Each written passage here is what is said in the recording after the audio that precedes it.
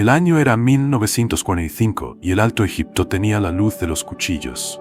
En la falda rojiza del Jabal al-Tarif, un campesino cavaba con manos que sabían de piedras más que de letras.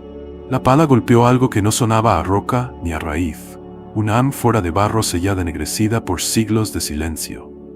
Hubo un segundo de miedo supersticioso, los genios del desierto no perdonan la curiosidad, y luego la decisión impaciente que divide los mitos de los inventarios, romper o cargar. La vasija estalló como un huevo prehistórico y del interior no salió humo ni maldición, sino cuero. Cuero curtido, envuelto una y otra vez alrededor de cuadernillos de papiro. Las páginas exhalaron un olor a río antiguo. Eran libros dormidos que parecían respirar. Los primeros guardianes de ese tesoro no fueron académicos con guantes, sino mujeres con hornillos. Una parte de aquellas hojas alimentó el fuego de una cocina antes de que nadie comprendiera el valor del combustible. Lo demás tomó el camino zigzagueante de los hallazgos provinciales, cambistas, policías, anticuarios que sabían distinguir entre un ídolo falso y un pergamino valioso por el peso de la vergüenza en la mano. En los puestos de mercado, la noticia circuló como todo lo que importa, a media voz. Libros viejos, letras coptas, historias prohibidas. El rumor fue creciendo hasta convertirse en rumor de Estado, y el Estado, que no suele correr por ideas, corrió por reliquias. La cámara documental se desplaza entonces desde la arena hasta una sala blanca con temperatura de museo. Un par de manos enguantadas abre, sobre fieltro, un volumen encuadernado en cuero. Las costuras cosidas con cordeles aún visibles, el orden de los cuadernillos, la modulación del copto saídico, la tinta ferrosa que el tiempo ha vuelto sepia. Todo habla a la vez. Los paleógrafos leen los márgenes, los codicólogos cuentan las vueltas del hilo, los filólogos murmuran conmovidos.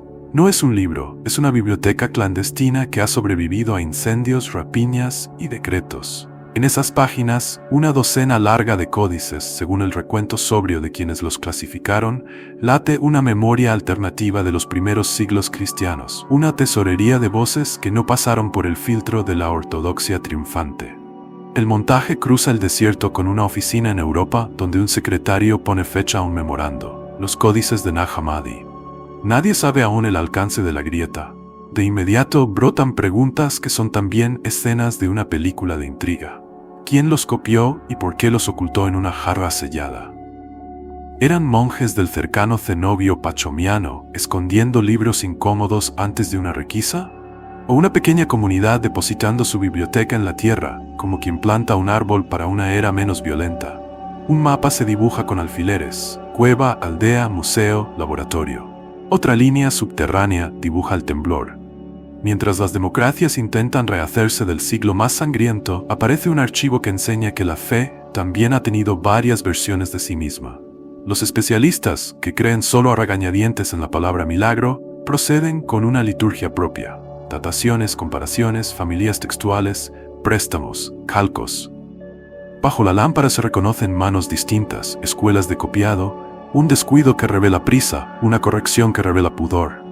Las páginas son copias coptas de originales griegos, y la cronología que afinan los ojos expertos la sitúa en los siglos IV y V, con materiales y técnicas fieles al Valle del Nilo. No son caprichos tardíos, remiten a tradiciones más antiguas, quizá del Kurs. Mientras el mundo habla de reconstruir ciudades, un pequeño grupo de lectores reconstruye una conversación perdida. Vuelve la arena a la pantalla y, con ella, una hipótesis sobre el escondite. La jarra sellada no fue un cofre para joyas, fue un ataúd para salvar palabras de un entierro mayor. Corrían tiempos en que el canon empezaba a endurecerse. Lo que no cupiera en la lista de los evangelios verdaderos sería erradicado, ridiculizado o fundido en silencio.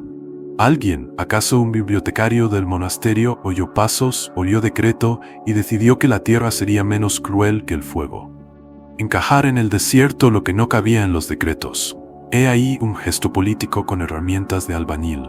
El documental no se conforma con el relato épico del hallazgo. Se permite una fineza, mostrar la paciencia con que se transformó aquello en conocimiento público. Fotogramas de imprentas, cartas entre universidades, disputas por transliteraciones, egos que chocan con el filo de una nota al pie. En los márgenes de esa erudición ocurren novelas. Un cuaderno que desaparece y vuelve con anotaciones nuevas. Un investigador que muerde más de lo que puede masticar y tarda años en publicar. Bibliotecas que negocian préstamos en una diplomacia silenciosa. Y también la ética que sostiene estos templos discretos. El acuerdo de que ningún hallazgo, por espectacular que sea, debe convertirse en prisionero de un apellido, ni volverse espectáculo a costa de su veracidad. En una secuencia hermosa por austera, la cámara se posa sobre una página del llamado Evangelio de Tomás. Las letras son ángulos tranquilos, líneas que no gritan. No hay relatos de milagros ni cronologías de pasión. Hay dichos, sentencias, semillas de paradoja. En otra mesa, un fragmento del Evangelio de María recupera la voz de quien fue reducida por siglos a caricatura. Más allá, el de Felipe murmura en clave de símbolo. La biblioteca enterrada emergió no para confirmar un dogma, sino para recordar que hay muchas formas de decir Cristo sin nombrar imperios. El capítulo se cierra donde empezó, en la arena. El sol cae y la piedra roja se vuelve casi púrpura. Las huellas de los pies que cavaron ya no están. Las páginas, sí. El viento que todo lo borra, aquí se vuelve escriba. Pule, revela, sopla el polvo sin arrancar la tinta. Lo que tembló en la arena no fue solo una vasija, fue la idea de que la historia sagrada no es una línea recta sino un delta. Muchas bocas, la misma agua. Y de pronto entendemos por qué este descubrimiento, que parece capricho de arqueólogos, pesa sobre concilios muertos y salpica nuestras preguntas vivas. Porque recuerda que la memoria de una fe no pertenece al poder que la organiza, sino a los textos, todos, que se atrevieron a decirla. La sala de lectura del museo respira al ritmo de los párpados. Un lector pasa página y la luz rehace el dibujo de las fibras de papiro. A medida que se decodifican los códices, el documental ensaya lo que toda obra honesta debe ofrecer: contexto y contraste. No basta con decir qué dicen, hay que oírlos hablar en el coro de su época. Y al oírlos, una cosa es clara: lo que estas páginas proponen no es una anécdota marginal, es un giro de eje. El llamado Evangelio de Tomás no cuenta crucifixiones ni resurrecciones con épica de tribunal. Colecciona dichos atribuidos al maestro como quien guarda semillas en una bolsa para el invierno. No hay milagros de agua ni pescas prodigiosas. Hay una obstinación por devolver la autoridad espiritual al interior del oyente. El reino está dentro y fuera de ti. Cuando te conozcas, serás conocido. En el corazón de esa frase late una tesis explosiva para cualquier religión organizada. La salvación no se administra, se despierta. La textura del texto es oral, sapiencial, parpadeante. No pretende sustituir a nadie, pretende desatar. Y en esa invitación, los custodios del poder leen no una piedad, sino una política. Si el acceso a lo divino no pasa necesariamente por el altar pierde su monopolio. El Evangelio de María, un texto que la tradición oficial redujo a rumor y el imaginario popular deformó en melodrama, aparece con la nitidez de una voz que, cuando habla, incomoda a los herederos de Pedro. No es la pecadora arrepentida del sermón medieval. Es discípula que recibe una revelación sobre el ascenso del alma y su lucha contra potencias que la encadenan. En una escena discutida y luminosa, los varones cuestionan su autoridad. Uno de ellos la defiende con un argumento que no necesita modernizaciones. Si el Espíritu la instruyó, ¿quiénes somos para negarlo? El filo está a la vista. Ya en los primeros siglos hubo fricción entre una iglesia que organizaba y una comunidad que testificaba experiencias. María no compite con Pedro por un trono, disputa por un criterio. Y el criterio que los textos gnósticos sugieren, la madurez del alma, no se condecía con la estructura patriarcal que Roma requería para administrar. El Evangelio de Felipe, por su parte, habla una lengua de símbolos que hay que masticar con paciencia. Sus páginas, salpicadas de palabras sobre sacramentos y cámaras nupciales, no persiguen escándalo, persiguen arquitectura interior. La cámara nupcial no es alcoba, es metáfora del lugar donde lo humano y lo divino se encuentran sin violencia. El conocimiento no es chisme secreto, es experiencia transformadora. La herejía, vista a la luz de estas líneas, no es oponerse a un dogma, es confundir el signo con la cosa, el ritual con lo que el ritual debía provocar. Felipe no desprecia la materia, desprecia la ilusión que la materia produce cuando se convierte en idolatría. El hilo común que cose estos textos no es el capricho esotérico, sino una pedagogía. Pasar de la creencia que obedece a la comprensión que despierta. Gnosis no es información privilegiada, es el tipo de saber que te cambia el pulso. Reorganiza el mapa. Donde la ortodoxia naciente dibujó fronteras entre salvados y perdidos, estos escritos dibujan fronteras dentro de uno mismo, entre vigilia y sueño, entre memoria y olvido. Allí reside su peligro y su promesa.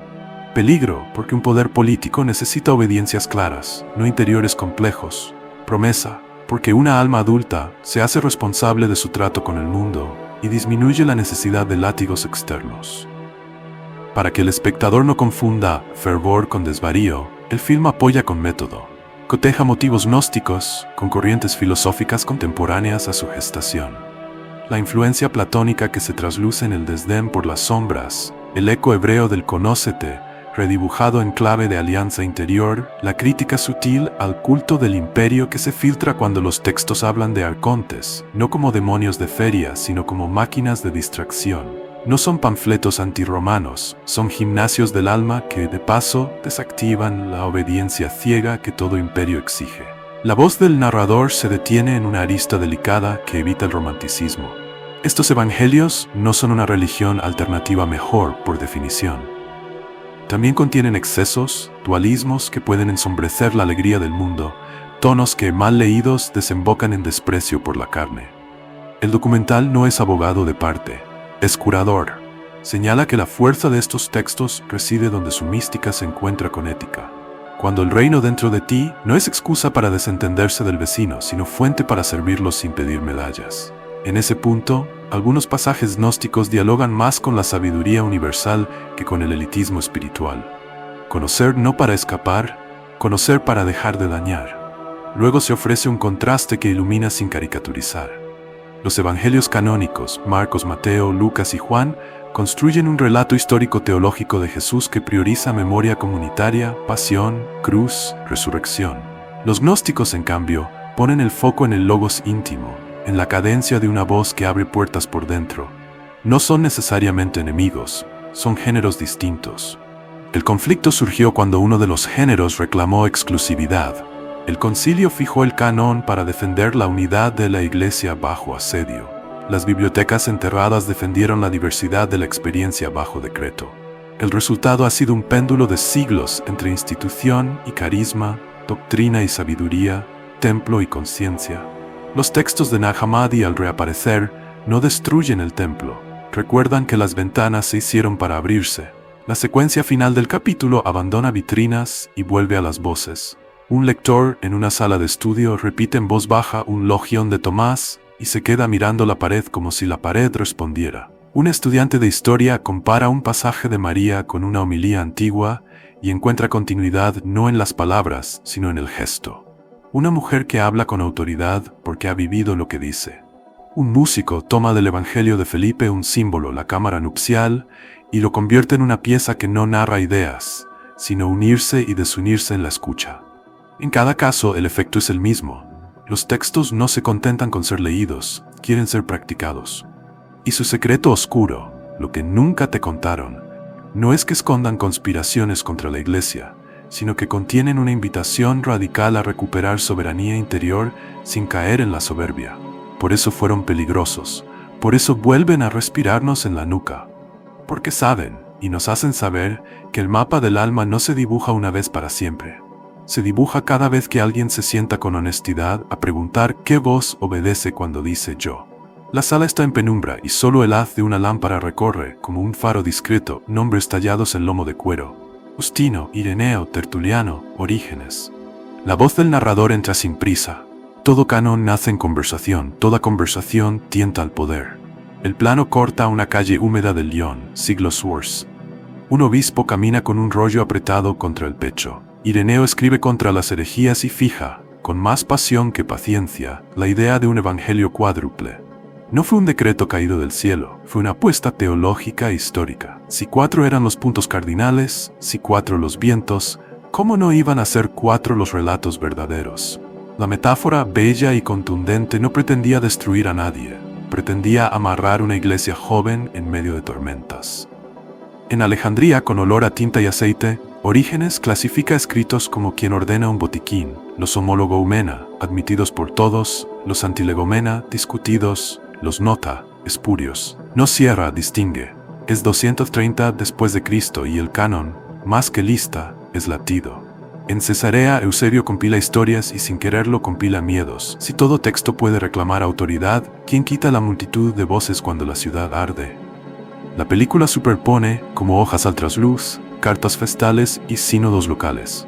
Nicea, ese nombre que hipnotiza a los documentales perezosos, aparece aquí en su talla real.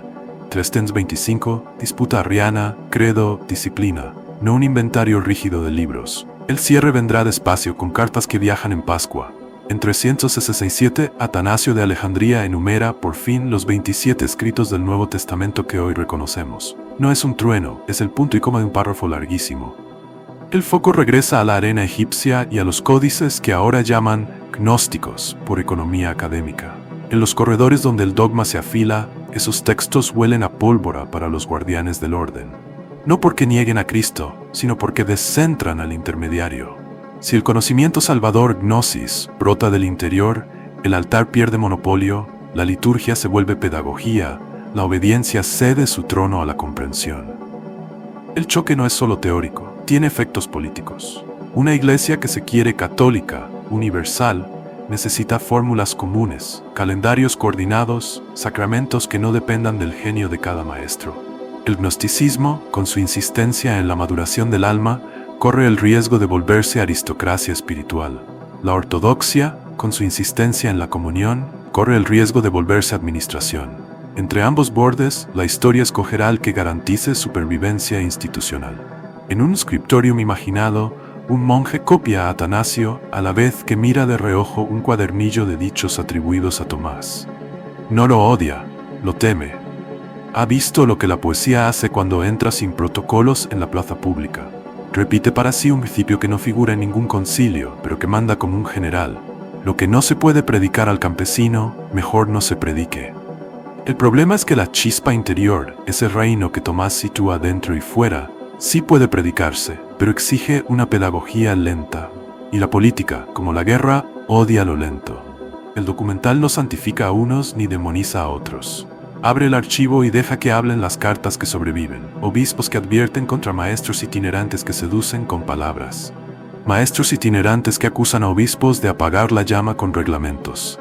En medio, comunidades que buscan no morirse bajo las garras del imperio. A finales del siglo IV, con Teodosio, el cristianismo se hace religión del Estado, y como todas las religiones de Estado, se vuelve infraestructura.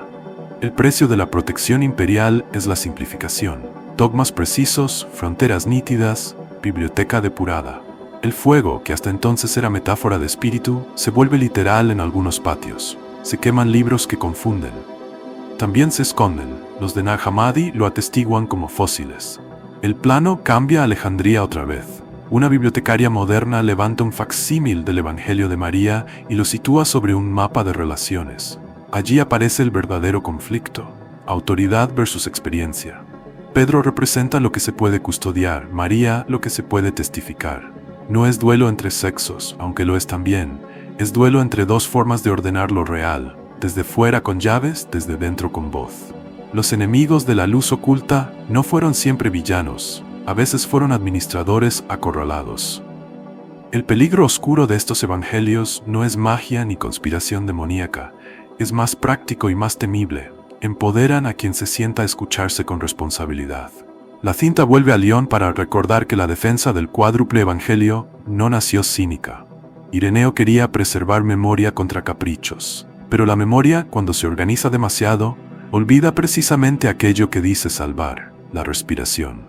En los concilios locales de Hipona, 393, y Cartago, 397, las listas se afinan. La liturgia, los himnos, la catequesis cuajan una cultura. El cristianismo conquista la ciudad y lo hace a base de instituciones que pueden tocarse. Los textos que invitan a entrar en la cámara nupcial del corazón no caben en el catecismo masivo. Se guardan, se olvidan, se entierran. No porque sean falsos, sino porque son peligrosos para el orden. El peligro, insiste la voz, no es la verdad, es su manejo. El capítulo recoge un hallazgo de eruditos que merece primer plano. Los llamados arcontes de los textos gnósticos, esas potencias que distraen y encadenan, no son necesariamente demonios con cuernos. Son a menudo nombres teológicos para estructuras de dominación. Mitos que comercian con el miedo, leyes sin alma, prioridades imperiales. El enemigo en ese espejo es el engranaje que te hace olvidar que el mundo también es un lugar de paso y aprendizaje. Eso, dicho en un susurro del siglo Woods, podía sonar a deserción política. Dicho hoy, suena a terapia contra el fanatismo. La secuencia final intercala dos mesas. En una, un obispo de mármol dicta catecismo a una ciudad hambrienta de orden. En la otra, un grupo pequeño lee a Tomás al caer la tarde. No hay héroes ni villanos de postal. Hay una elección que se renueva en cada siglo. ¿Preferimos una verdad que administre o una verdad que despierte? Los enemigos de la luz oculta no son ellos. Es esa parte de nosotros que prefiere reglamento a riesgo, uniformidad a conciencia. Por eso estos evangelios crujen todavía, porque cada vez que los abrimos nos piden pagar un precio por la libertad interior que prometen. Y ese precio, madurar, es más alto que cualquier impuesto. El plano abre sobre una habitación sin iconos, apenas un cuenco con agua y una lámpara de aceite. La cámara se queda muy quieta, como si temiera romper algo. La voz susurra. Los textos que sobrevivieron no son manuales de magia, son instrucciones de costura. Preparan desgarros, ajustan dobladillos, enseñan a unir lo que creímos separado. Su secreto oscuro no es un pacto clandestino, es una precisión olvidada. Salvar no es obedecer a ciegas, es recordar quién se obedece cuando se obedece. En el Evangelio de Tomás, las palabras de Jesús no empujan a milagros de escenario, empujan a un gesto más arduo, convertirse en uno. Cuando hagáis de los dos uno, entonces entraréis en el reino. La frase se proyecta sobre rostros contemporáneos. Una enfermera que sale del turno y antes de hablar respira para que su ira no sea su voz. Un juez que demora 10 minutos la sentencia para distinguir la ley del rencor. Un hijo que toca la puerta del padre al que dejó de llamar. La cámara nupcial de Felipe, esa unión mística entre lo humano y lo divino, abandona el símbolo abstracto y se vuelve práctica. El pensamiento se casa con el cuerpo, la intención con el acto, la palabra con el silencio que la mereció. El film entra entonces en el corazón cosmogónico de la gnosis, el mito de Sofía. La sabiduría, en su deseo de crear sin su par, cae, engendra al demiurgo, artesano ignorante que fabrica un mundo bello y torpe. La chispa divina queda atrapada en cuerpos que sueñan y olvidan. No es un cuento para dormir niños, es un mapa para adultos. La parte más alta de nosotros, separada de su fuente, fabrica ídolos y reglas que llaman reales. Los arcontes vigilan, distrayendo con brillo. La gnosis no pide destruir el mundo, pide atravesarlo recordando que no es el último piso. Su ética es feroz en su ternura. Comer, amar, trabajar, sí, pero sin vender el alma a la máscara. El mensaje más peligroso para cualquier poder queda dicho sin trompetas. No se trata de cambiar emperadores, se trata de cambiar de obediencia. Si os dicen, el reino está en el cielo, las aves os aventajarán. Si os dicen, está en el mar, los peces os aventajarán, dice Tomás. Está dentro y fuera, que es una forma antigua de decir en la manera de mirar. La película lo muestra sin panfleto, un artesano en su banca que, al encontrar el ritmo justo de su oficio, deja de maldecir. Una maestra que transforma el aula en lugar de meditación en movimiento. Un periodista que decide no publicar lo que sabe que enciende sin alumbrar. Eso, diría un gnóstico, ya es romper el hechizo. María Magdalena reaparece no como bandera ideológica, sino como método encarnado. Su evangelio no discute dogmas, discute madurez. Cuando los varones le arrojan sospechas, la respuesta que recibe. Si el Salvador la hizo digna, ¿quién eres tú para rechazarla? Señala el núcleo del mensaje. La autoridad nace de la transformación, no del cargo. El fuego quemó el relato donde pudo, no pudo quemar el fenómeno. Cada vez que alguien habla desde la experiencia y no desde el título, el texto vuelve a escribirse sin pergamino. La película visita prácticas y no solo ideas. En algunos textos de la biblioteca copta, los sacramentos aparecen despojados de teatralidad. Bautismo no como rito mágico, sino como inmersión consciente en una vida nueva. Unción no como amuleto, sino como recordatorio de que el cuerpo es templo. Eucaristía no como marcador de pertenencia, sino como entrenamiento para reconocer lo uno en lo múltiple. La cámara nupcial tan mal citada se entiende aquí como el lugar interior, donde la psique y el espíritu dejan de pelear y al unirse gobiernan con mansedumbre al cuerpo. Nada de secretismos adolescentes, artesanía del alma. La objeción más honesta, la que todo buen historiador formula, también entra en cuadro. ¿No hay en estos textos un desprecio peligroso por la materia? El documental responde con matiz, no con propaganda. Sí, algunas corrientes gnósticas rozan un dualismo que empobrece el mundo. Pero en los mejores evangelios la materia es aula, no enemigo. La cárcel no es el cuerpo, es la ignorancia. El ascetismo que proponen no es odio al pan, es libertad respecto al pan. Cuando Felipe aconseja discernir los nombres para no sacralizar lo que solo es señal, no intenta abolir el símbolo, intenta impedir que el símbolo suplante a la vida. El oscuro secreto que atraviesa la narración, lo que no te contaron, se revela con pudor al enseñar su efecto político indirecto. Un ciudadano que aprende a vigilar sus arcontes internos, orgullo, miedo, ambición, resulta más difícil de gobernar por el terror o por la propaganda. La gnosis no fabrica rebeldes de pancarta, fabrica adultos que escuchan. Por eso más de un poder la prefirió extinta o encapsulada en caricatura. La tradición oficial la redujo a leyenda sucia. El entretenimiento moderno la convirtió en misterio rentable. El fuego institucional no pudo borrar lo que la práctica cotidiana vuelve a escribir. Una vida que recuerda, aunque la empujen, que nace de dentro hacia afuera. El capítulo entra en su tramo más cinematográfico, sin abandonar lo documental. En un taller de costura en Ciudad de México, mujeres bordan símbolos antiguos en telas nuevas, mientras hablan de decisiones difíciles que tomaron sin pedir permiso al miedo. En un comedor social de Sevilla, un cocinero repite como mantra un logión de Tomás para no perder la calma cuando faltan manos. Si sacas lo que está en ti, lo que saques te salvará. Si no lo sacas, lo que no saques te destruirá. En un hospital de Bogotá, una musicoterapeuta usa silencios precisos para que una familia diga, al fin, lo que evitaba decir. Ninguna de estas personas leyó copto. Todas leyeron la realidad con la gramática que esos textos enseñan. La secuencia de cierre devuelve la cámara a un fragmento ennegrecido por el tiempo. Las fibras de papiro parecen venas. Sobre ese paisaje minúsculo, la voz resume sin consignas. Estos evangelios perdieron la batalla institucional y ganaron una guerra lenta, subterránea, íntima. Cada vez que alguien sospecha de su vanidad antes de hablar, cada vez que un rito devuelve al corazón lo que le pertenece, cada vez que una comunidad protege el silencio que permite comprender, el mensaje que el fuego quiso borrar se vuelve legible. No era un tesoro para coleccionistas, era un manual de respiración para sociedades con asma. Cuando la lámpara se apaga, la pantalla no se queda a oscuras, refleja el rostro de quien mira. La película deja en suspenso una pregunta antigua como el alba. ¿Qué harás con lo que sabes? Los códices descansan en vitrinas, pero su lectura verdadera no ocurre allí. Ocurre cuando la calle, la casa, la sala de trabajo, el aula, el templo, se vuelven cámara nupcial, ese lugar secreto sin puertas ni llaves, donde lo divino no baja del cielo, sino que sube desde el fondo de la conciencia para decir, con voz que ya no quema, recuerda. Y al recordar, cuida, porque eso al final es todo el secreto. La cámara desciende por un corredor de museo, donde el eco de los pasos parece respetar una liturgia invisible. En la vitrina, una hoja rota de papiro se ilumina con un foco tibio. Las fibras tiemblan apenas cuando el aire del climatizador se enciende. Evangelio de María se lee en la ficha y debajo la advertencia que abre todas las puertas y a la vez obliga a andar descalzo, fragmentario. Falta el comienzo, falta el final, falta casi todo, salvo la médula. No sabemos qué perdió el fuego ni qué ahorrarían los siglos, pero lo que quedó basta para que cambie el pulso de una tradición entera. La voz del narrador coloca la escena en una fecha conocida por las bibliotecas y desconocida por los altares.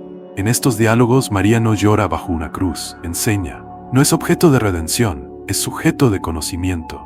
Y eso para una historia escrita por manos varoniles en un imperio de mármoles y decretos, fue demasiado. La película sitúa con exactitud de cirujano la tensión que atraviesa esos folios.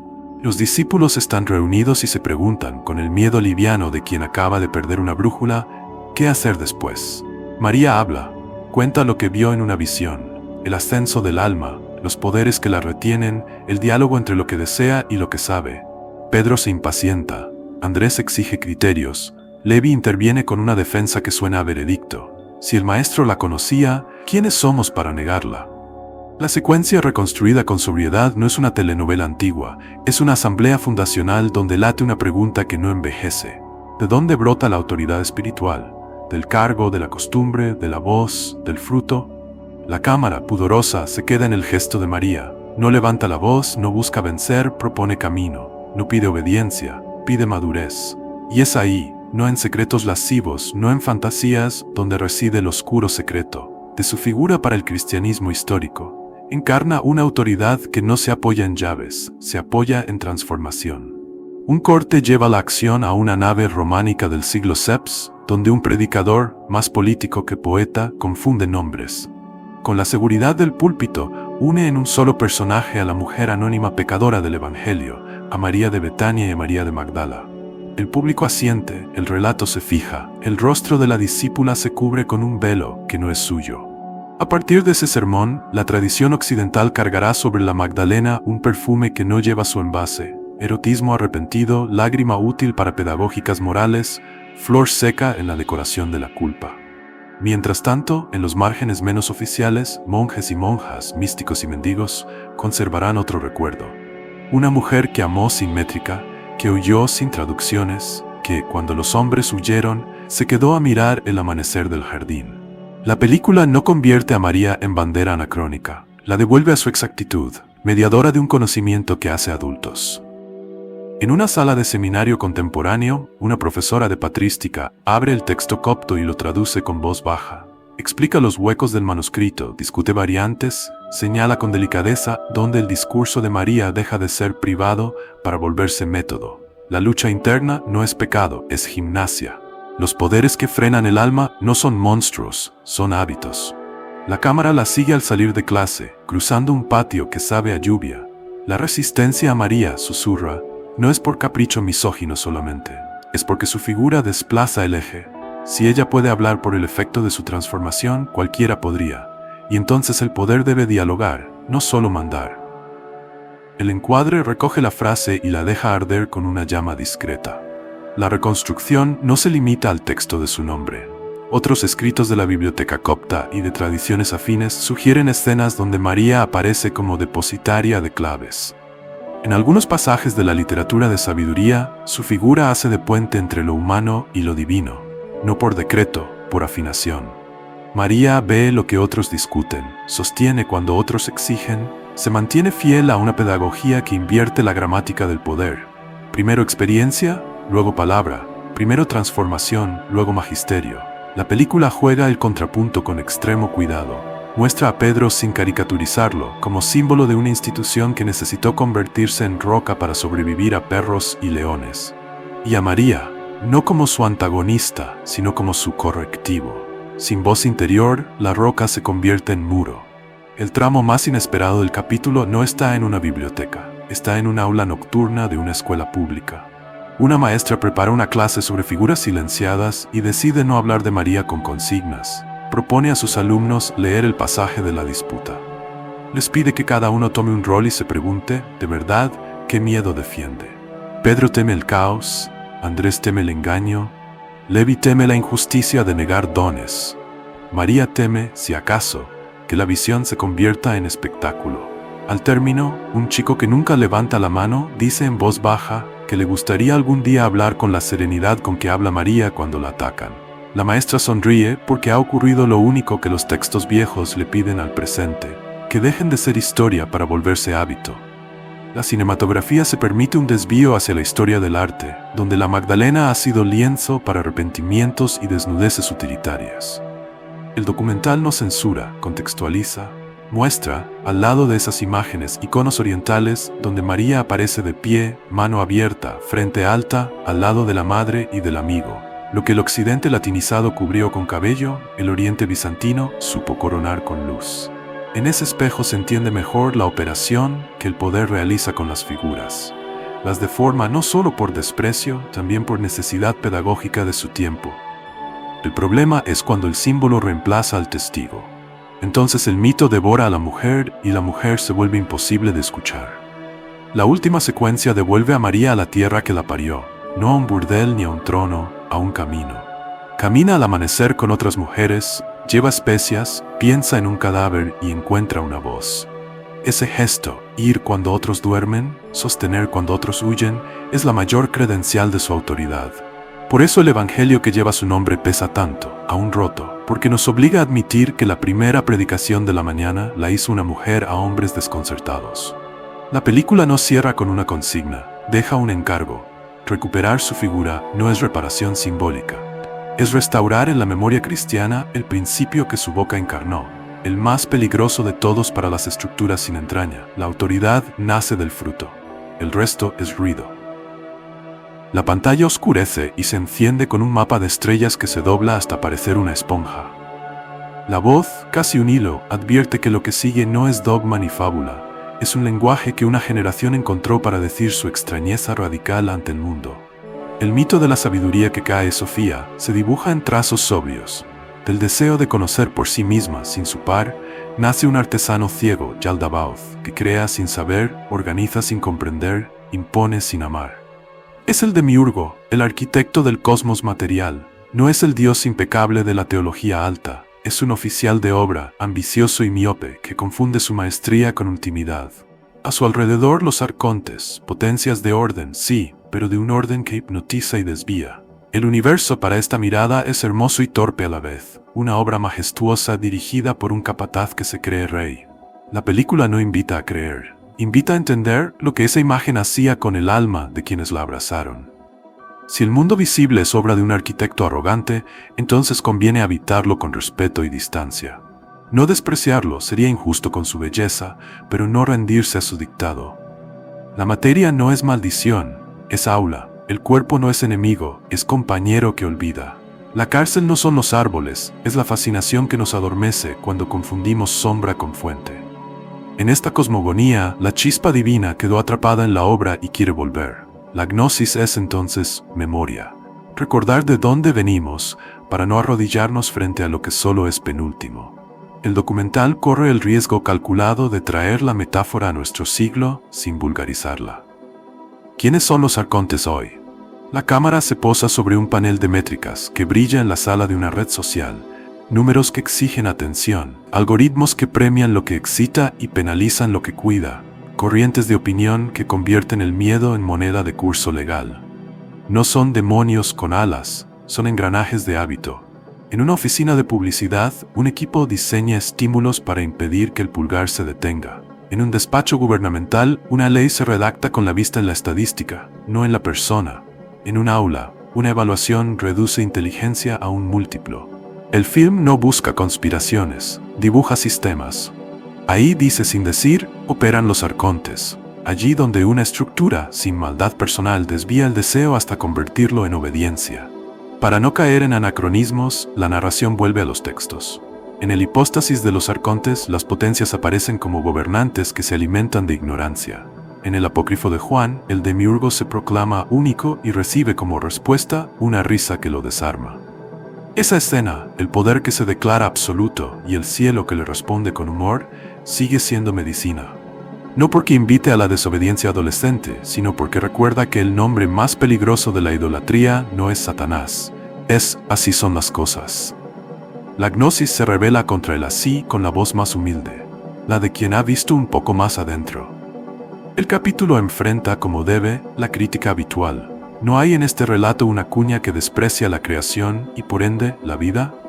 La película responde con un contrapunto de voces doctorales y monásticas. Un historiador recuerda corrientes gnósticas que efectivamente cayeron en un dualismo estéril. Una teóloga señala textos donde la creación es cuidada como escenario de salvación. Un maestro zen sonríe y dice que para él, demiurgo es el nombre que los antiguos dieron al ego colectivo cuando nadie se atrevía a pronunciarlo. La tesis que se impone no es una absolución del mito ni su condena, es su utilización ética. Si hablar de un artesano ciego me ayuda a no idolatrar sistemas, bienvenido el símbolo. Si me empuja a despreciar la tierra y el pan, que se corrija o que se deje. Una secuencia de talleres muestra cómo se traduce esa ética en actos. Una abogada enseña a comunidades a leer contratos con paciencia, como quien desactiva hechizos. Un médico de familia explica a sus pacientes la diferencia entre dato y diagnóstico, para que no adoren pantallas. Una directora de escuela rediseña horarios para que las horas de silencio no sean lujo. En todos los casos, la gnosis deja de ser biblioteca y se vuelve práctica. Romper la hipnosis de lo urgente para volver a mirar lo importante. El demiurgo pierde poder cuando las personas aprenden a nombrar lo que las mueve y a elegir lo que las ordena. La película se permite un descenso al abismo interior donde los arcontes tienen su guarida favorita. Una mujer, frente a un espejo, repite sin voz la frase que la ha encadenado años: no soy suficiente. No hay demonios en el cuarto, hay recuerdos mal asociados. Un terapeuta le propone un ejercicio que parece ingenuo y es radical: preguntar de quién es esa voz y qué pretende. Mientras desilvana la cadena, la mujer llora como quien riega una planta. El arconte del desprecio pierde dientes. El oscuro secreto de los evangelios gnósticos, lo que los volvió intolerables, no fue su mitología, fue su eficacia. Enseñaban a combatir realidades opresivas sin necesidad de derribar palacios. Bastaba con retirar obediencia de lo que no merece culto. En una biblioteca universitaria, un profesor de filosofía compara la risa contra el demiurgo con otros gestos de la cultura. La sátira política que no humilla, la crítica literaria que no destruye, la objeción de conciencia que no se baña en grandilocuencia. Encuentra una convergencia. El humor que nace de la conciencia es el arma más limpia contra los dioses falsos.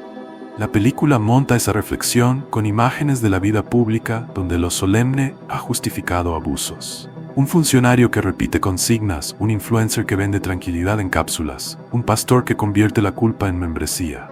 El arconte no tiene rostro, tiene gramática.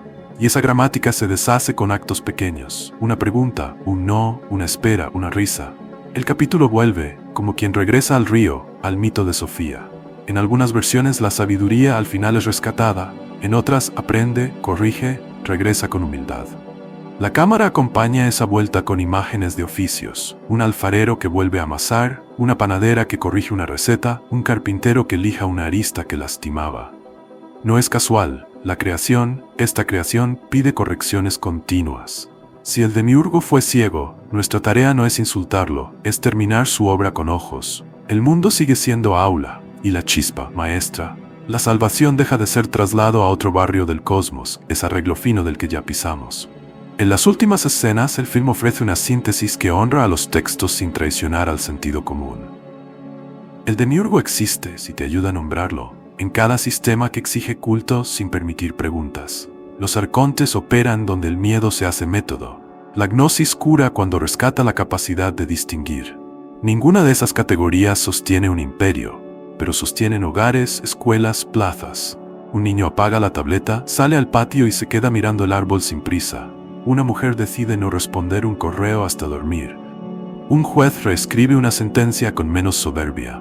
Parecen migas en la mesa del universo, son el pan. Porque si algo aprendieron quienes copiaron aquellos códices con paciencia de hormiga, es que el mundo se salva a la misma escala en que fue herido, la del gesto. Y que el oscuro secreto, lo que nunca quisieron que supieras, no es que vivamos en una mentira, sino que la mentira se debilita cuando dices en voz baja, con ternura y exactitud, ¿cómo quieres vivir?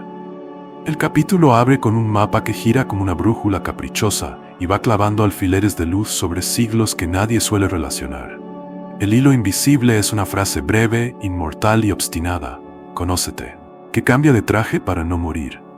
La cámara abandona Nahamadi y se sumerge en otra arena, no la del desierto egipcio, sino la de los primeros eremitas que en silencio áspero aprendieron a domesticar sus tormentas. Una anciana del desierto, ni santa de yeso ni caricatura, enseña a un joven a respirar con la paciencia con que se desgrana trigo. No cita evangelios gnósticos, encarna su gramática. No se trata de acumular visiones, se trata de preparar la vasija que si recibe no se quiebra. Las logias primeras no tuvieron columnas, tuvieron cuevas donde el yo se desarma lo suficiente como para que la chispa no se asfixie. Del desierto la película salta a las orillas de Siria y Capadocia, donde monjes copistas salvan textos con la misma devoción con que otros salvan niños del río. No copian a Tomás, copian a Evagrio y a los padres que practicaron la oración pura. Combatir las logismoi, esas ideas automáticas que gobiernan como arcontes domésticos. En sus tratados, el lenguaje es otro, pero el oficio coincide. Desactivar fascinaciones, volver a mirar, dejar de obedecer a lo que grita. La gnosis reaparece como ciencia del corazón bajo nombre aceptable. Nepsis, sobriedad vigilante. El humo de las lámparas de aceite no disimula lo esencial. El secreto que el fuego no pudo borrar cambia de atuendo para cruzar fronteras sin ser requisado. La Edad Media que los manuales perezosos pintaron uniforme se despliega aquí como rompecabezas de voces laterales. En una cocina de convento, Hildegarda dicta visiones a la par que recetas y melodías. Su latín huele a jardín, su teología sabia, su medicina a misericordia aplicada. El documental la enmarca no como curiosidad, sino como eslabón. Su insistencia en que el ardor verde atraviesa lo creado resuena con el viejo símbolo de la chispa divina, pero aterrizado en música y en panes. Más al norte, Meister Eckhart predica que el fondo del alma es un sitio donde Dios nace en el alma y el alma en Dios. En su boca, la cámara nupcial de Felipe se vuelve reunión sin metáforas. A la vuelta de la esquina, el peligro. Cuando lo interior reclama demasiada soberanía, la institución se inquieta. Cuando la institución olvida el interior, el pueblo se enfría. Sobre esa cuerda floja caminan los siglos. La trama se oscurece y la luz entra por una ventana de piedra. Occitania, siglo XII. En las cocinas de las aldeas corre un rumor de mujeres y hombres buenos que hablan de pureza y de mundos invertidos. Sus enemigos los llamarán cátaros. Ellos se nombran sencillamente amigos de una regla simple: no adorar lo que pasa, no mentir para obedecer. Su ética de abstinencias duras guarda un corazón tierno y ahí asoma un parentesco remoto con los viejos códices. La cámara no romantiza. Su dualismo fue cuchillo para algunos, pero tampoco caricaturiza. Fueron odiados porque su santidad cotidiana no necesitaba licencias. La cruzada que vendrá contra ellos, con letras reales y fuego real, es más que una guerra. Es un acto pedagógico terrible, por el cual Europa aprende que el poder prefiere uniformidad a matices. La sabiduría que quería vivir sin marcos quedará otra vez bajo tierra, con huesos y canciones. La orden del templo aparece en la pantalla, no con el sensacionalismo de taberna, sino con el rigor de archivo. Caballeros monásticos, banqueros involuntarios, peones de política y, para los aficionados a la sospecha, depositarios de secretos. La película los baja del pedestal y los saca del panfleto. Su posible gnosis no fue biblioteca oculta, fue disciplina de obediencia y pobreza mal entendida por reyes endeudados. Arderán por razones fiscales. Sus leyendas prometieron tesoros más jugosos que la verdad. Pero en su arquitectura, en la geometría de capillas redondas, en el eco de las bóvedas, late la intuición de que lo sagrado no cabe en planta basilical. Necesita centro, necesita silencio que gira. El Renacimiento pone en escena a un estudiante que lee con dedos febriles un códice recién llegado de Bizancio. Discursos herméticos atribuidos a Hermes que, aunque no cristianos, suenan a familia en su promesa de conocimiento que transmuta. Ficino traduce, Pico hace tesis, y Europa redescubre que el mundo se deja leer en dos registros: letra y resplandor. En talleres de Florencia y Nápoles, alquimistas hierven metáforas con sulfuro y sal. La gran obra no es fabricar oro, es casarse con uno mismo, hasta que lo pesado sea dúctil. En ese horno se hornea una versión laica del sacramento nupcial. La unión de contrarios, el matrimonio interior del azufre y el mercurio, del ánima y el animus. El documental no se deja seducir por el humo, rescata el método, advierte el delirio, honra la ética del laboratorio que por querer algo alto, aprendió por fin a anotar errores. La cámara abandona Italia y busca polvo en Castilla y Negev. En las guardillas de Toledo, traductores judeoárabes pasan de mano en mano tratados que hablan del nombre, de emanaciones y sefirot. La cábala dibuja un árbol que no es botánica, es mapa del descenso y de la vuelta. En Safed, un maestro enseña a sus alumnos a reparar el mundo recogiendo chispas en actos minúsculos. Encender una vela, pagar un salario a tiempo, perdonar una deuda. El eco con los evangelios gnósticos es claro si se afina el oído. La chispa encerrada, el mundo como estructura que se arregla con gestos, la unión del nombre y la cosa. No hace falta colgarles etiquetas. Basta notar que la sabiduría se hace prudente cuando aprende a pasar filtros históricos sin perder el pulso. Un puente inesperado conduce a las cofradías sufíes. En un patio de Konya, derviches giran. En el patio interior de una casa de Damasco, un viejo canta que lo que buscas te está buscando. Ibn Arabi sueña con la unión de los dos mares, donde lo humano y lo divino se encuentran sin confundirse. Rumi ríe con versos que no piden templos, piden presencia. No son gnósticos, son primos de oficio. El documental cuida el lenguaje. No uniformiza tradiciones, identifica resonancias que la historia estándar prefiere compartimentar. La chispa, aquí, baila con música persa. La cámara nupcial, aquí se llama tawhid. El barroco católico, mastodonte de retablos, es recorrido con ojos que ven más que dorados. Tras las columnas salomónicas, lo apofático resiste. San Juan de la Cruz escribe que para venir a gustarlo todo, no quieras tener gusto en nada, y su mística de despojo conversa sin saberlo con las sentencias de Tomás. Teresa de Jesús, bata de albañil espiritual, levanta moradas que no son arquitecturas sino estados del alma. Cuando describe el centro donde habita un rey, se oye el eco del reino dentro y fuera. La institución, asediada por reformas y contrarreformas, acoge a estos gigantes porque su obediencia es ejemplar. Su interioridad queda como lujo permitido a pocos.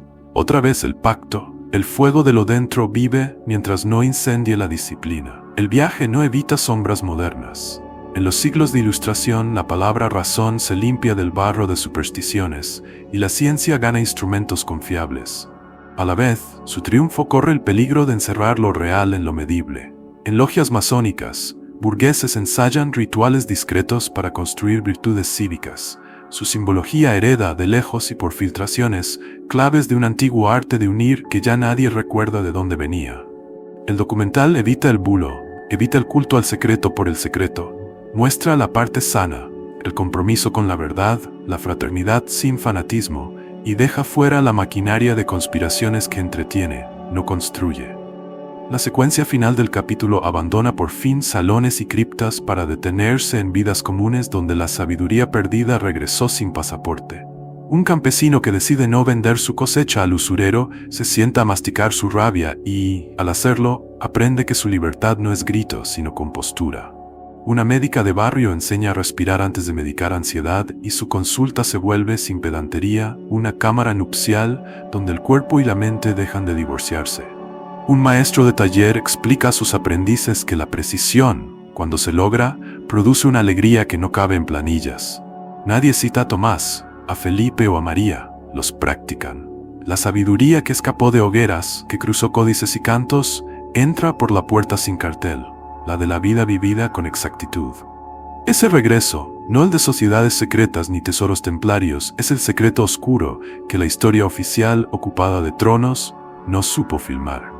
El siglo XX entra a escena con luz de oficina, sellos de caucho y máquinas de escribir que parecen armas. Los códices egipcios llegan a manos de eruditos con más dudas que dogmas y más papeles que horas. Se oye el susurro de un nombre Nag Hammadi en pasillos de universidades que huelen a yeso y a café. No hay persecución con antorchas, hay papeleo, fronteras, egos, presupuestos, permisos. La película llama conspiración a algo más sutil que un cónclave de villanos, la mezcla de prudencia, miedo, ambición, pereza y celo que puede encapsular el conocimiento en cajones con llave. En un laboratorio de papirología, lentes de aumento acarician fibras de papiro como si fueran piel de bebé.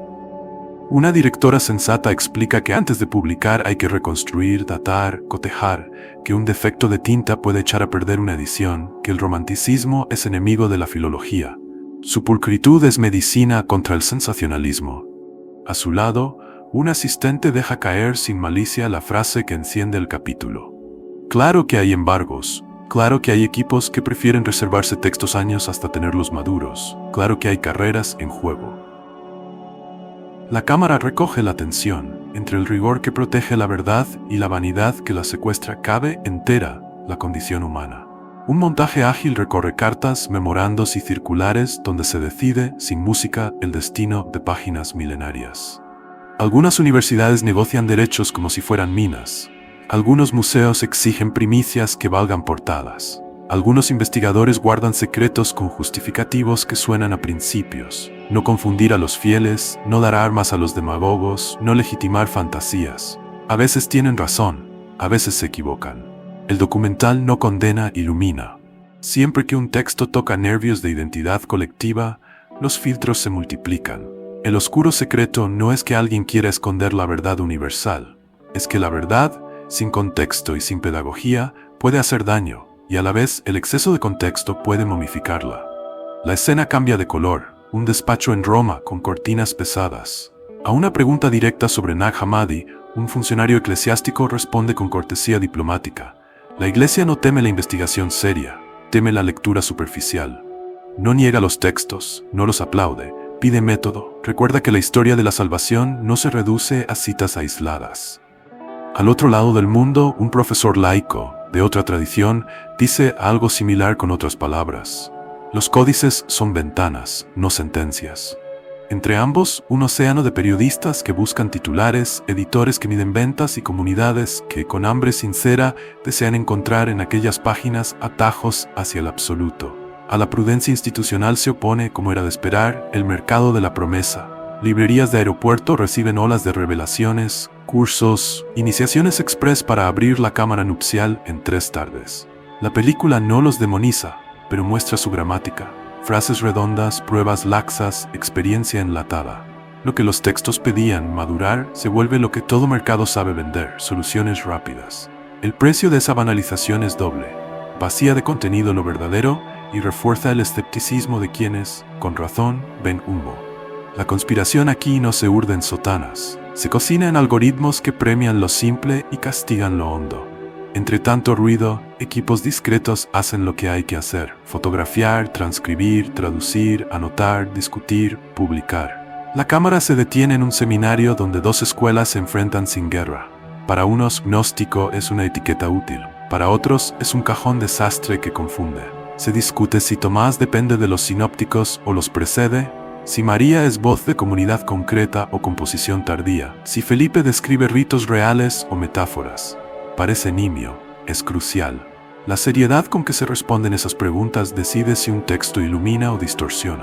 El documental, con astucia, convierte ese debate en escena dramática. En una pizarra aparecen 2 palabras, poder y verdad, unidas por flechas. No se trata de oponerlas, se trata de que ninguna mutile a la otra.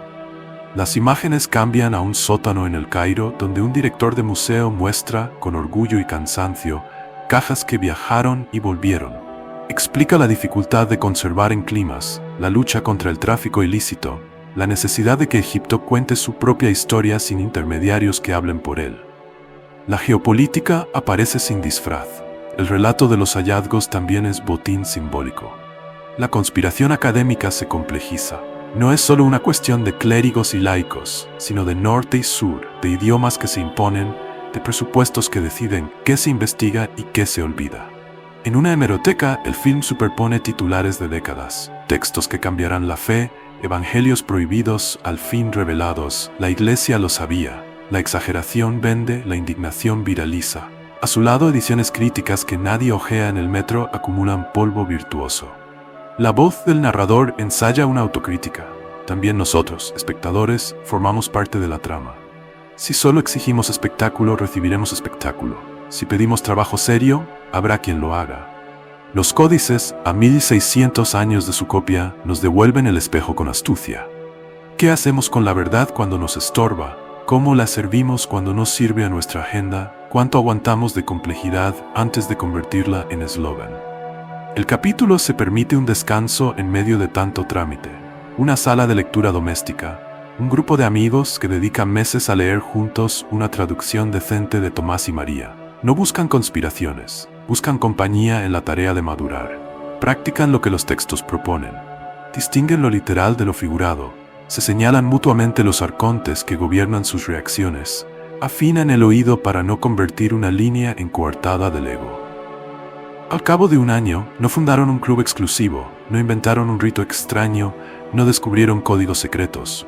Aprendieron, sí, a decir no sé sin vergüenza, a pedir perdón sin teatro, a sostener decisiones difíciles con mansedumbre. Ese grupo sin glamour le roba protagonismo, sin darse cuenta, a toda conspiración. Demuestra que la única lectura que transforma es la que se hace cargo de la vida. La secuencia final recoge, como en una bandeja sobria, las piezas de este rompecabezas. Los evangelios gnósticos no derrumbaron iglesias ni fabricaron religiones nuevas, abrieron ventanas que estaban clavadas. Su peligro no fue teológico en el sentido caricaturesco, fue pedagógico. Desplazan el centro de gravedad hacia adentro y hacia la coherencia. La conspiración que importa, la que el film revela sin necesidad de villanos de novela, es la de la inmadurez. Instituciones que prefieren súbditos a adultos, mercados que prefieren clientes a buscadores, ciudadanos que prefieren tranquilizantes a verdad.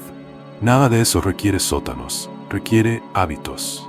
Cuando la cámara se apaga, quedan en la mesa 3 objetos: una edición crítica con notas al pie, una traducción legible con márgenes escritos a lápiz y un cuenco con agua. La edición crítica recuerda que la verdad necesita método. La traducción con notas recuerda que la verdad necesita comunidad. El cuenco, quieto, recuerda que la verdad necesita silencio. Si alguna vez te dijeron que el oscuro secreto de estos evangelios era una trama de élites y claves perdidas, el capítulo propone otra lectura menos vendible y más exigente. El secreto es que no hay atajos.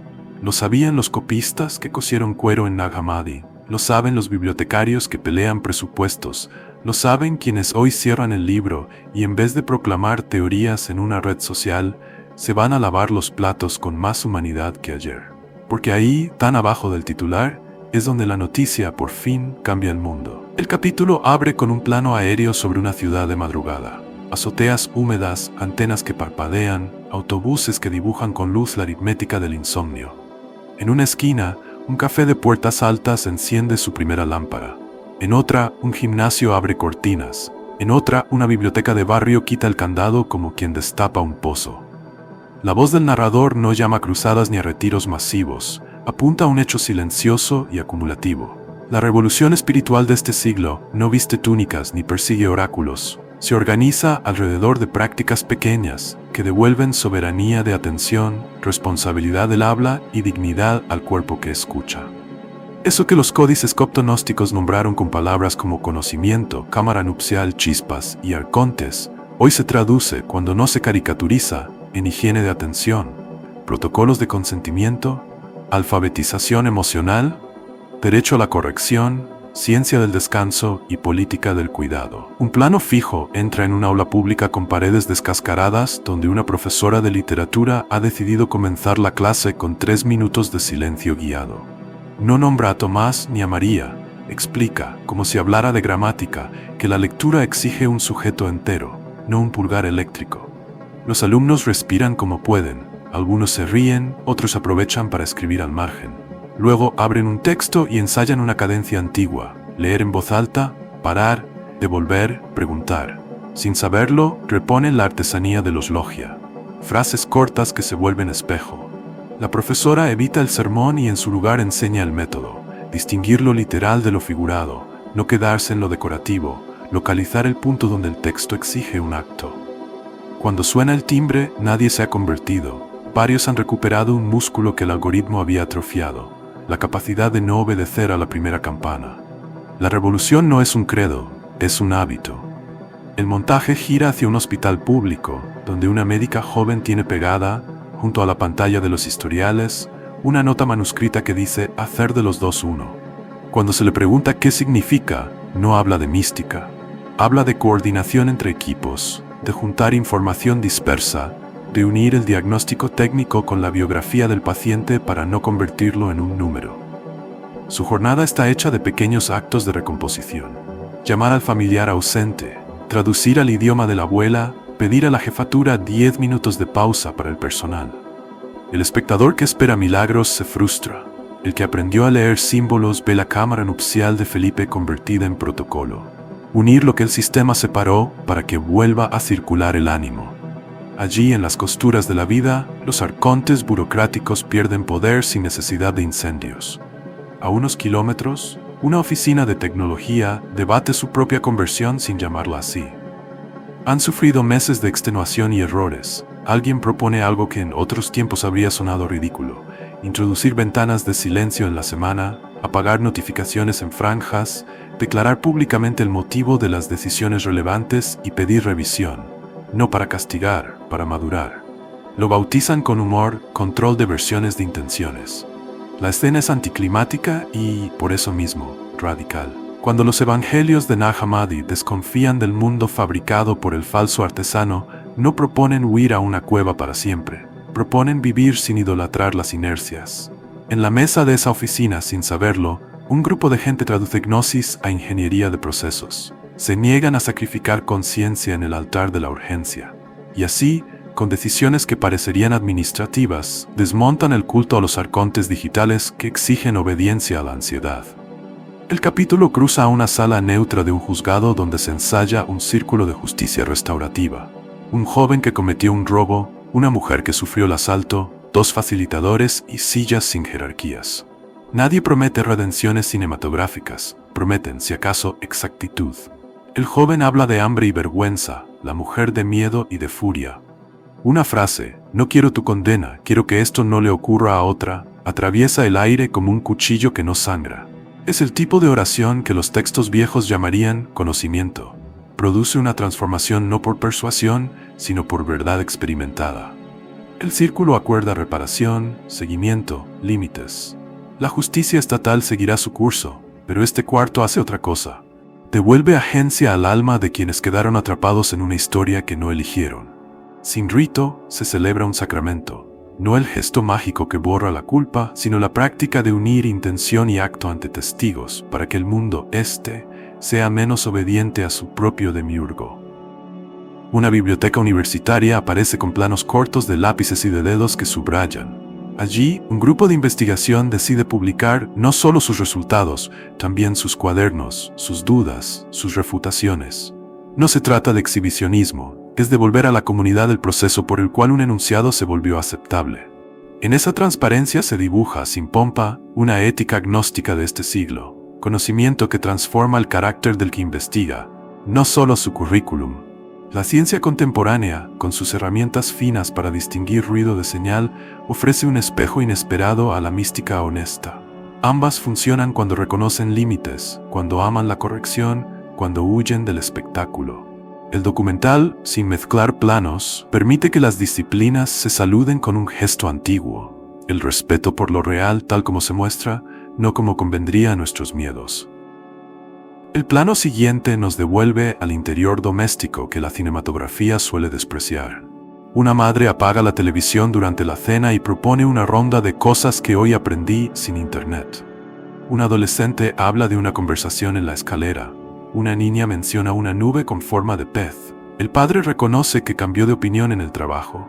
Esos inventarios que parecerían banales operan como un exorcismo laico de los arcontes de la distracción. Le devuelven peso a lo cercano, reinstalan el valor de lo no medible, reordenan la obediencia del corazón. El Evangelio de Tomás no pedía que dejáramos de comer, pedía que comiéramos despiertos. En esa mesa, la chispa recupera oxígeno sin ceremonia. Más allá, una parroquia de barrio abre sus puertas entre semana para una práctica híbrida, lectio divina y educación cívica.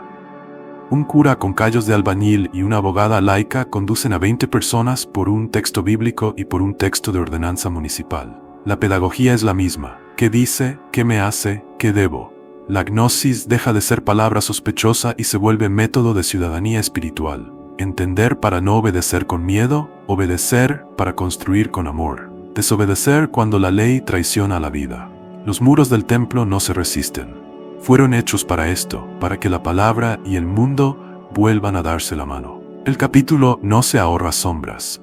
La misma red que permite acceso a manuscritos y cursos serios alimenta industrias de promesa rápida.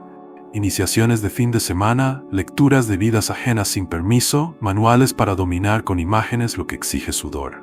El documental los enmarca con cuidado. No necesita moralizar, basta mostrar la métrica con la que se evalúan. Dinero, obediencia, repetición de consignas, y contrastarla con la métrica agnóstica, fruto, libertad, responsabilidad, capacidad de devolver. En ese espejo se entiende por qué el oscuro secreto de los evangelios no está en un código perdido, sino en una exigencia viva. Ninguna revelación que te infantilice viene de la luz. El tramo final ofrece un mosaico de escenas que podrían parecer no relacionadas, y sin embargo componen la partitura de esta revolución. Un colectivo de repartidores que decide turnarse para que uno lea en voz alta mientras los demás descansan. Una escuela técnica que introduce, junto a los planos de máquinas, técnicas de respiración para reducir errores. Un sindicato que crea un fondo para tiempo de duelo sin papeleo. Un club de lectura en una cárcel que trabaja, capítulo a capítulo, el derecho a perdonarse sin vaciar la justicia. En todas las estampas, una constante, la autoridad como fruto, no como título. Cuando los gnósticos insistían en que el Salvador hace varón a María, no para masculinizarla, sino para afirmar su autoridad, estaban diciendo algo que décadas y revoluciones después sigue incendiando el organigrama del mundo. La voz que viene de la experiencia transformada no pide permiso, pide compromiso. La última imagen del capítulo es un pasillo de metro a última hora. Alguien, sin púlpito, sin cámara, sin uniforme, deja de mirar el panel de noticias y levanta los ojos. Ve un rostro cansado, cede el asiento, pregunta sin invadir. La chispa, que la historia simplificó en poesía, salta de un pecho a otro como lo hace el buen calor, sin titulares. La revolución interior no necesitó manifiestos. Necesitó a gente que, habiendo leído, en papiro o en pantalla, en templo o en taller, eligió obedecer a lo mejor de sí con consecuencias públicas. Eso es todo y lo cambia todo.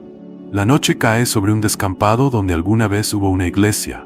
Columnas a la mitad, capiteles rotos, una cruz tendida como un tronco. No hay música lúgubre, hay grillos. La cámara se acerca al suelo y descubre, pegados a una piedra, restos de tinta antigua, casi polvo.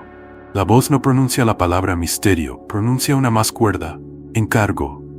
Si algo ha llegado vivo desde las arenas de Nag Hammadi hasta nuestras pantallas, no es una conspiración bien orquestada ni un manual de poderes extraordinarios. Es un encargo que arde con la temperatura del pan recién hecho, que la verdad religiosa, la que toca, no se mida por su capacidad de uniformar, sino por su capacidad de madurar. Eso fue lo intolerable entonces y lo urgente ahora. El documental hace un último viaje circular. Regresa al alba del descubrimiento, cuando un campesino abrió una vasija sin intuir que liberaba un coro. Vuelve a las aulas donde el canón se ordenó para proteger una fe acosada, y en ese gesto endureció bordes que un día había sabido respirar. Recorre las hogueras donde se quemaron textos y personas en nombre de una pureza que confundió identidad con miedo. Repite con nuevas imágenes que María habló y fue cuestionada, que Tomás propuso un reino sin intermediarios, que Felipe creyó posible una unión sin violencia entre lo humano y lo divino. Todo eso sigue ahí, pero nada de eso es el punto final. El punto es lo que ocurre cuando alguien cierra el libro.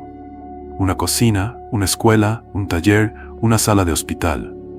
Los mismos escenarios mínimos donde se escribió, con otros nombres, la gnosis verdadera. En la cocina, una mujer renuncia a ganar una discusión para salvar una relación. En la escuela, un profesor corrige su tono y pide disculpas sin abdicar de su tarea. En el taller, un maestro enseña a su aprendiz a afilar no la herramienta, sino la atención. En el hospital, un residente aprende que a veces lo correcto es llamar a otro porque hoy no ve claro. Esas escenas, que parecen manuales de urbanidad, tienen un pulso más hondo. Son litigios contra el demiurgo que nos manda a obedecer la prisa, la vanidad y el orgullo. La chispa arde, como siempre, en la intersección entre una intención limpia y una forma adecuada. La película se atreve en su recta final a decir lo indecible sin disfraz. El secreto oscuro de los evangelios gnósticos, lo que nunca te dijeron, es que la autoridad que salva se reconoce por sus efectos. Si una lectura te vuelve más veraz, más sobrio, más capaz de reparar, si te hace responsable de tus palabras y de tus silencios, si te permite sostener desacuerdos sin convertirlos en armas, si te enseña a cuidar el cuerpo y a reírte a tiempo de tus arcontes, entonces procede de la luz, aunque no lleve sello. Si en cambio una lectura te hace especial, te separa, te promete dominio, te aliena de los vecinos, entonces no viene de lo alto aunque cite a los cielos. Esa criba, tan poco glamorosa, es el cuchillo que separa pan de piedra. Vuelven sin solemnidad los símbolos que nos acompañaron. La cámara nupcial aparece como el cuarto donde un padre decide que su hijo no pagará el precio de su ira antigua. El reino dentro y fuera se materializa en la mirada de una médica que ve a la persona y al sistema a la vez. La sabiduría caída se reconoce en una sociedad que aprendió a pedir perdón en público y a corregir sin espectáculo. Los arcontes se identifican al fin, no como demonios sino como hábitos personales y colectivos que se combaten con persistencia y con humor.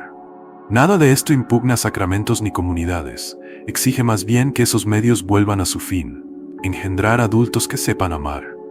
La cámara ofrece, antes de cerrar, una secuencia de ruinas vivas.